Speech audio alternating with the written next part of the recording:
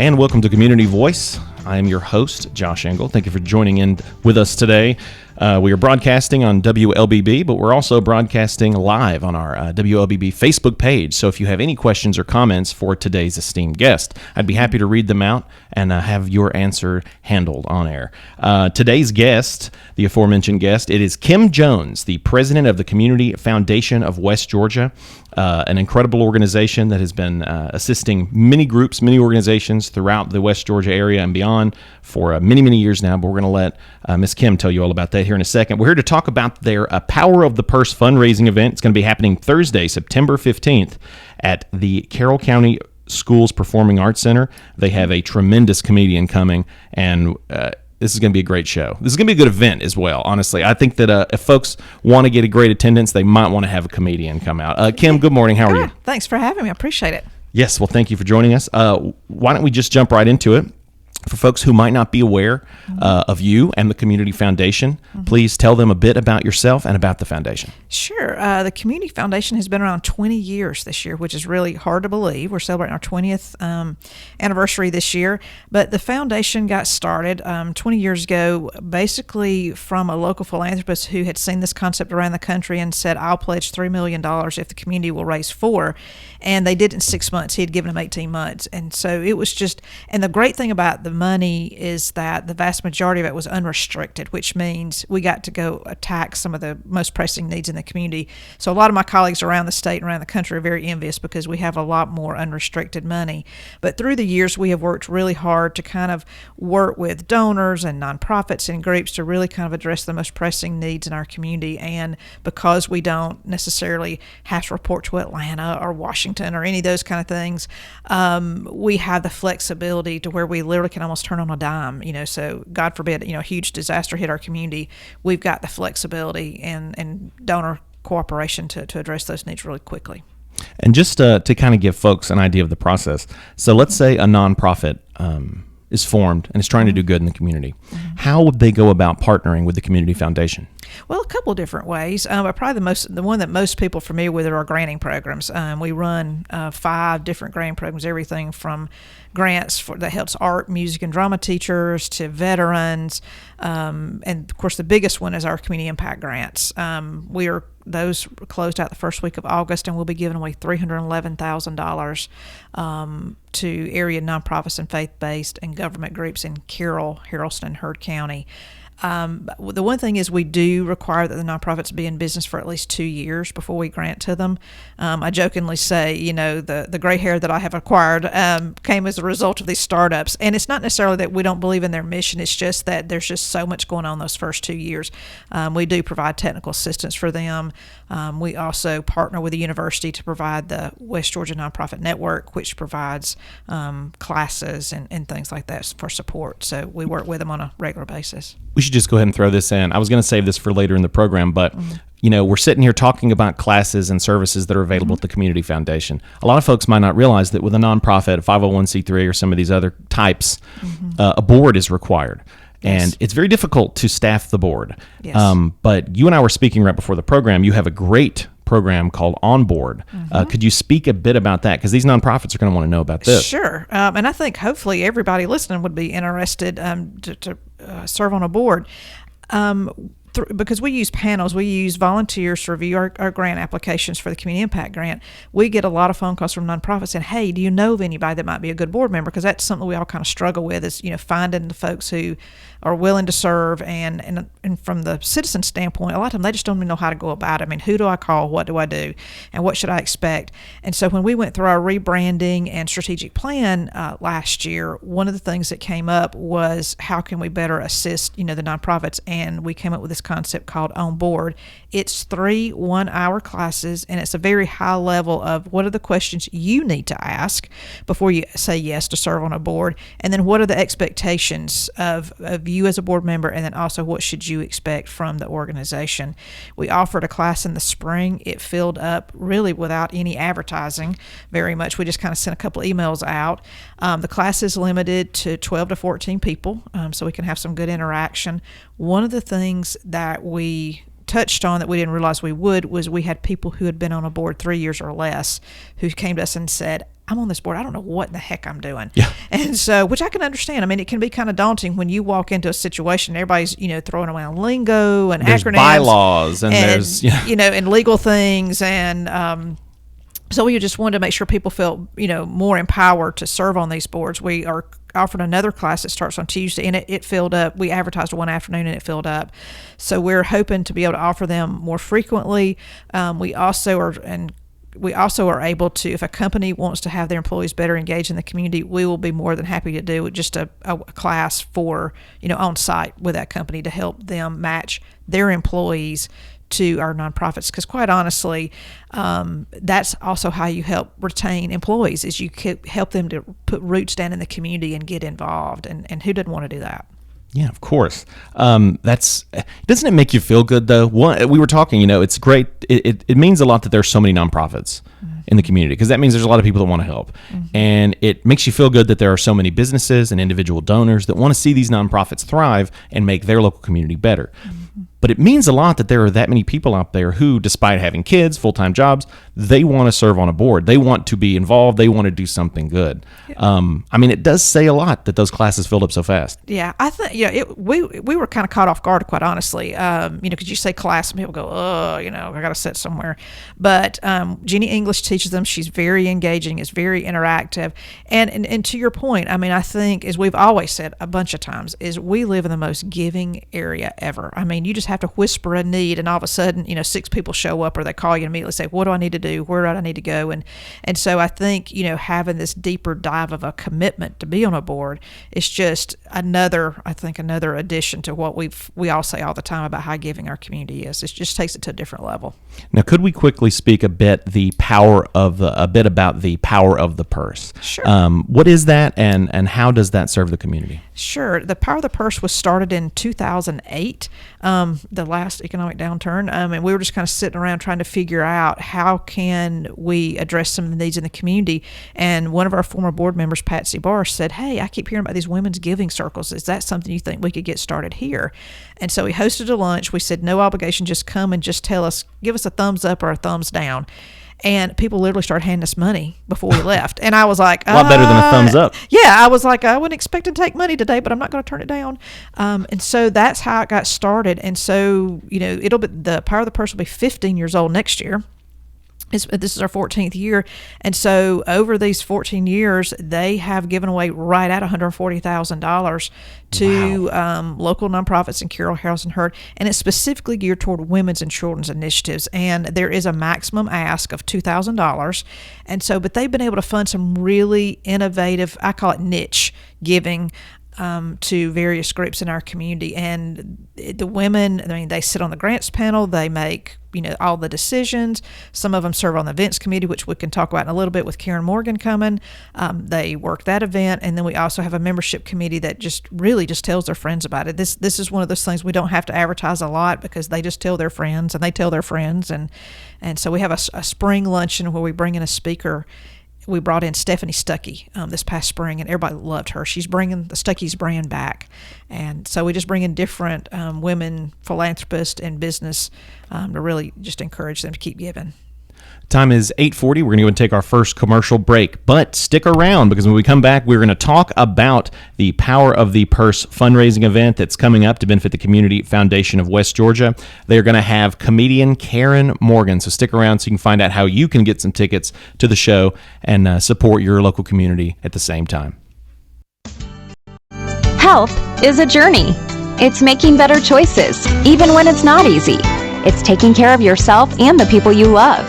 At Tanner Health System, we're there for you with every step, with primary care, heart care, cancer care, women's care, orthopedics, surgical services, and so much more.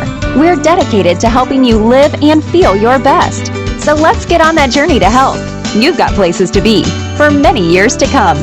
Find us at tanner.org. As a believer in the power of education, we are called to set the standard by shaping and empowering the minds of future generations through quality education. Oak Mountain Academy embraces this philosophy, which is why my children attend this prestigious school. I am elated to serve on the OMA Board of Trustees, where together we prepare students and remind them to trust and believe in the power to transform the world. I'm Dr. Brian Bain, inviting you to celebrate our 60-year legacy of academic excellence. Visit us at oakmountain.us. Everybody at my gym has little ear pods and little things, and they're little tiny music things, and I still have a giant cassette tape Walkman. And it works just fine. It's fine. If you put it in a fanny pack, you can walk on the treadmill with it. And you look kind of cool. You really do. So before COVID, I was at the gym, and I'm walking, and there's a little girl on the little treadmill next to me, this little size 2, size 0 creature little thing over here. And I could sort of feel her like watching me, you know, because I was taking my cassette tape out and turning it over to side B, as one does. And she was fascinated with this relic of the past. And she got the courage up. She finally said, "Excuse me, is that a cassette tape?" She couldn't even say the word right. And I'm like, I was flattered there for a moment. I said, "Oh, yes, it's a cassette tape, yes." And then the little thing got judgmental. And she says, "Oh, does it really say Exercise Mixtape 1989 on it?" And I said, "Yes, it does. And in 1989, my ass looked just like yours."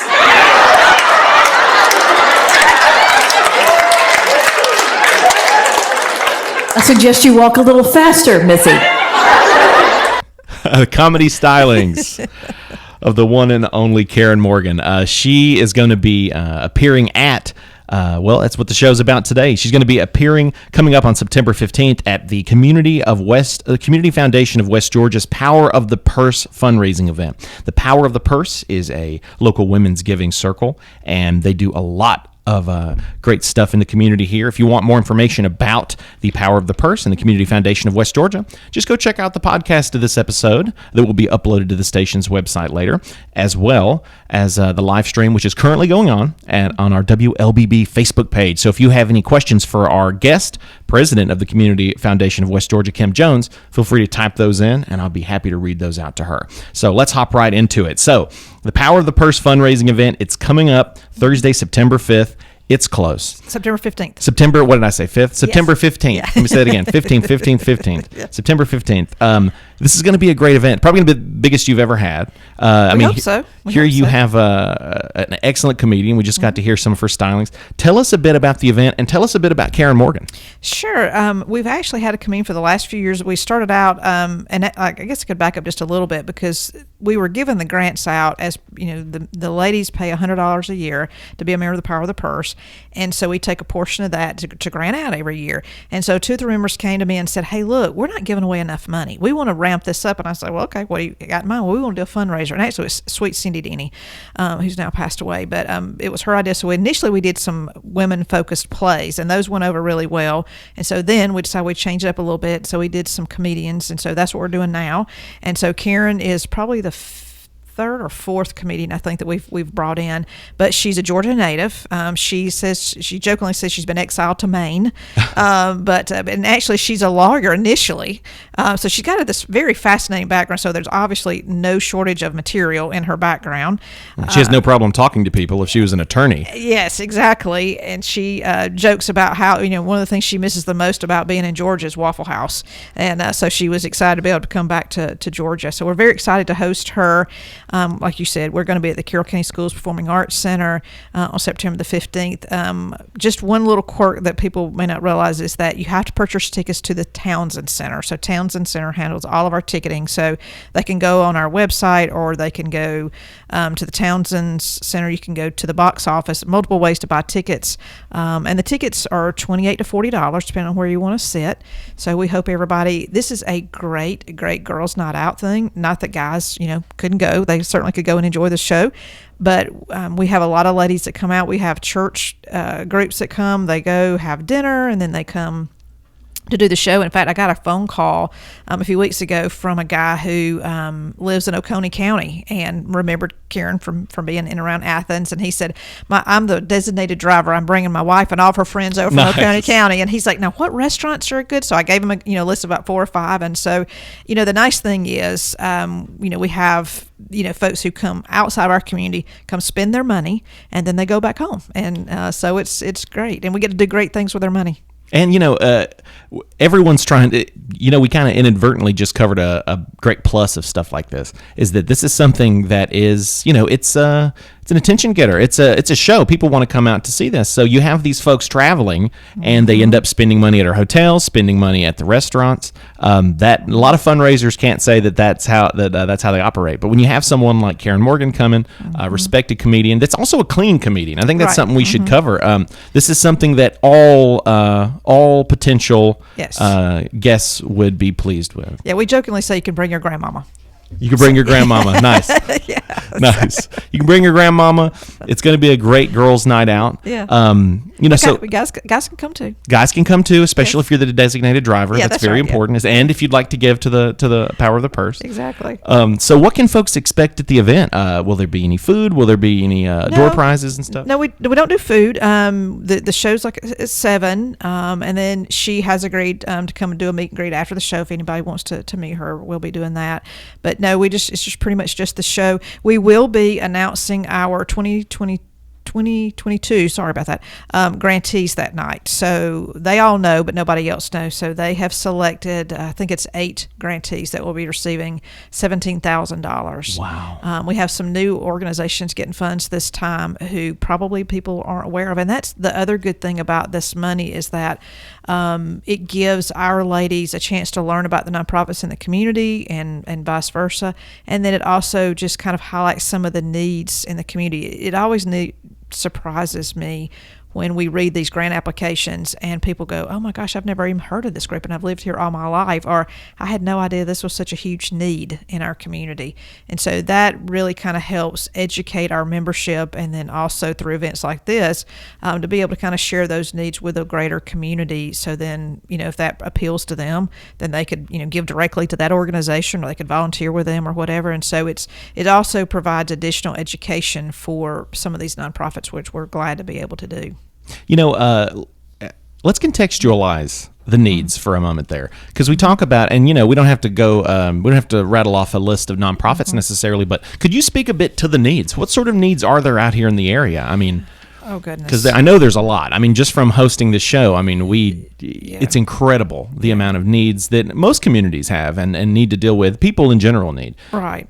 A lot of it, everybody kind of thought once the pandemic kind of died down a little bit that the need for food and housing was going to go down. That is not, we're not seeing that at all. I mean, the calls for those type of items still are very elevated than what they were. Some of this year's grantees are working with at-risk kids after school. One of them is going to be funding a mentoring program at one of the high schools. It addresses, some of those things that sometimes we wish we didn't have to deal with. We have actually funded a program last year called a Mommy and Me program. And what that does is it basically teaches moms how to be moms who've been trafficked. Which, you just cringe because you think, oh gosh, we have to deal with that in our community. But yeah, unfortunately, here again, we have a nonprofit that saw the need and is responding to it. And then the Power of the Purse are able to help fund, the food and the craft activities and that type of thing for that. So we've also funded items for senior adults, particularly women. We have funded, I'm trying to think here, we funded books in the past. So there's a wide variety of needs. We funded gas cards for people to be able to get to cancer treatment. And especially right now, you think about, you don't want people to have to choose between a gallon of milk and a gallon of gas. You don't want people to have to make that hard choice. And so by this fund, this has been able to address some of those needs through the years. Yeah, Jeff and Kim Dollar at the Braxton Dollar Foundation, they had mentioned a while back, just how essential gas cards are. I mean, if you think these families, they have to drive to hospitals in Atlanta, sometimes Chattanooga, they got to go off. I mean, gas is expensive. We all know that right now. So so there are so many women's and children's specific initiatives that benefit from this this Women's Giving Circle, the Power of the Purse. What are some plans in the future for the organization? Well, we hope to have more members, because the more members we have, the more money we have to give away. We have some great sponsors for this event, so that also helps us be able to, it's really, the money obviously is really important, but it's also, I think, the education piece. For so long, I mean, people have kind of concentrated on, the men tend to be the philanthropists in the family. And so we're really kind of highlighting and giving women an opportunity to really be engaged.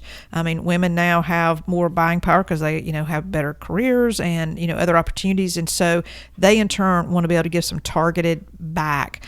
I will give a little hint. Next year, we have a planning committee, and they have planned something completely different for next year. Wow. That I think is going to be very exciting, very fun. We're trying to nail down the talent for that.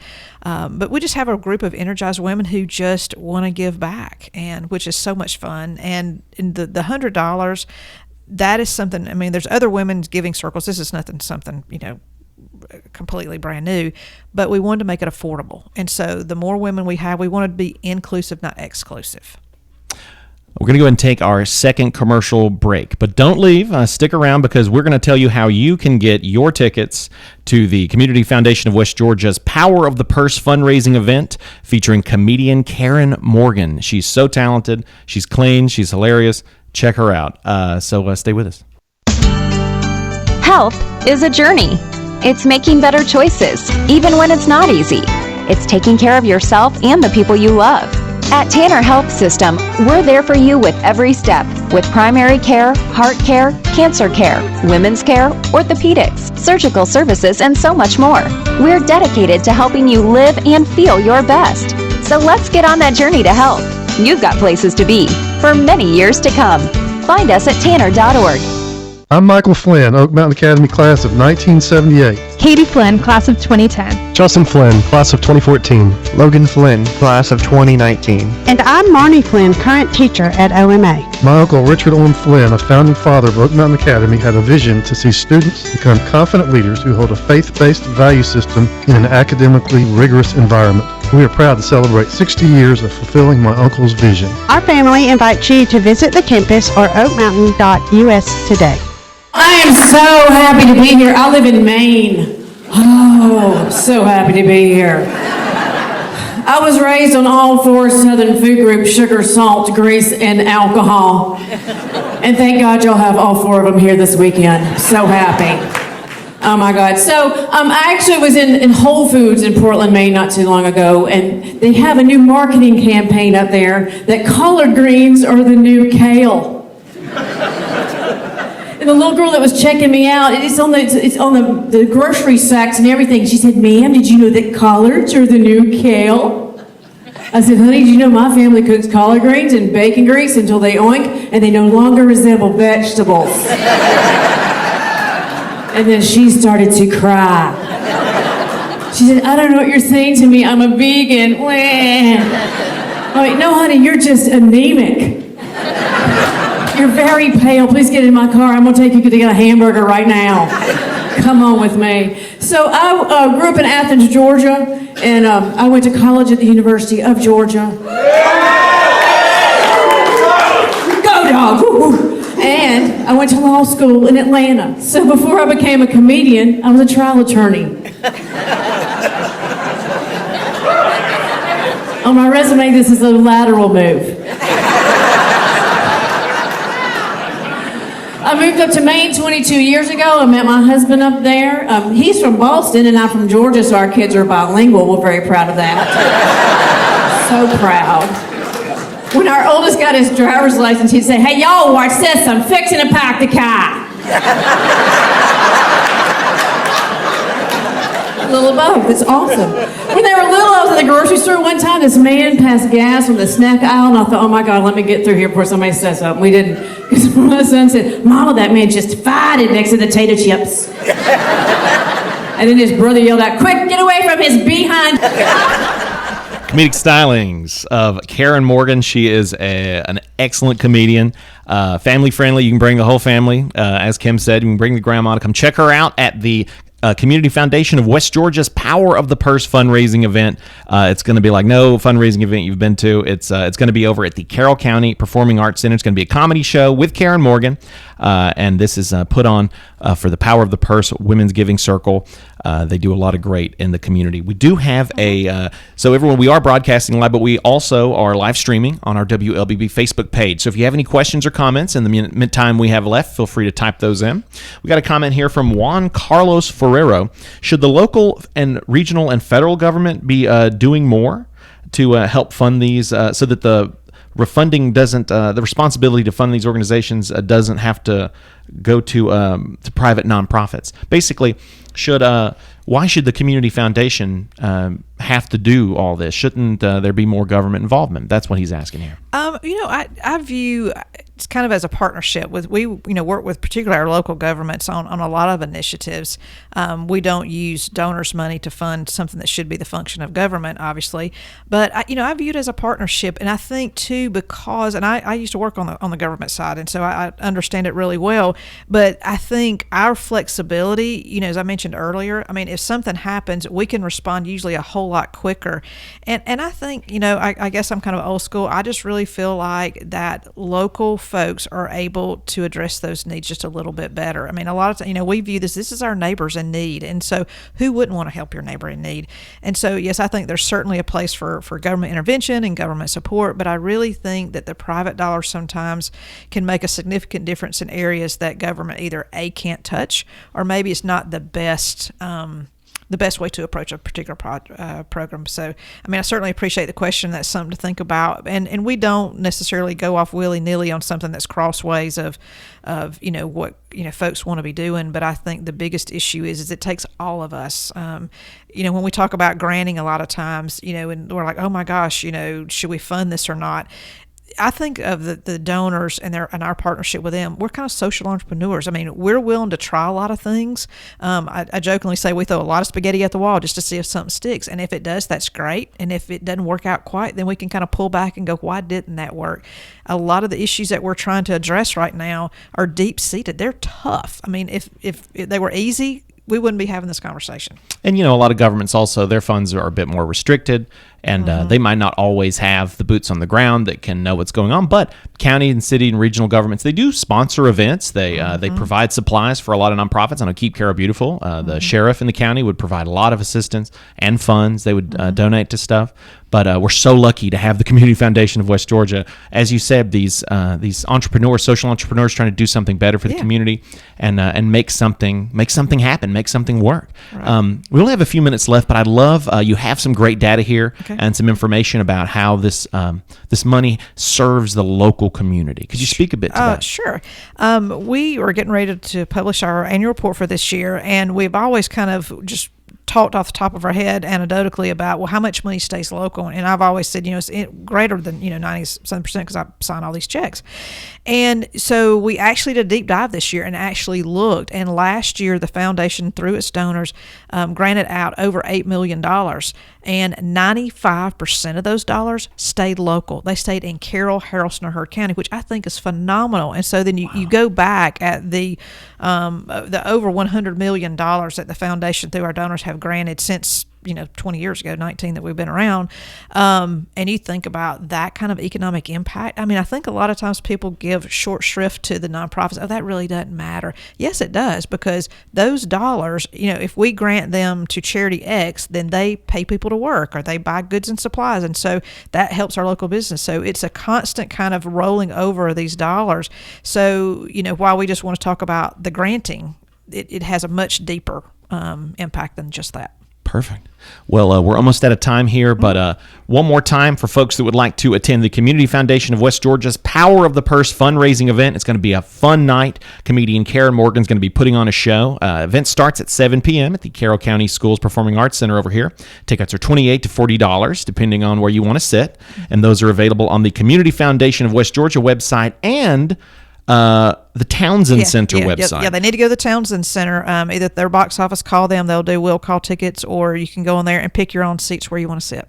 Perfect. Kim, thank you so much for coming on the program today. All right, thanks for having me. And for all of you tuning in on the Facebook and at home, thank you for joining us. We'll see you next time.